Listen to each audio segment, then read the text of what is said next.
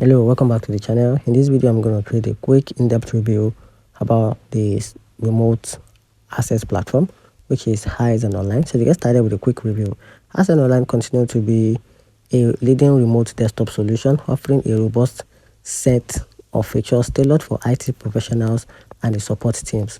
Its versatility is evident in the support for various platforms including Windows, macOS, Linux, iOS, and Android, ensuring a seamless remote access across the devices.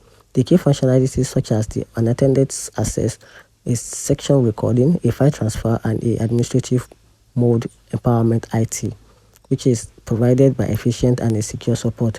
Additionally, ISL Online integrates with IT service management platform like ServiceNow, which is seamless workflow allowing technicians to initiate a remote access directly from the service ticket. And here's the viral conclusion. So, ISL Online stand out in 2025 as a comprehensive remote access tools, launching balancing advanced features with a user-centric design. It's particularly well suited for IT professionals and support teams needing a reliable, secure, and a versatile solution to manage remote support tasks efficiently. And that's it.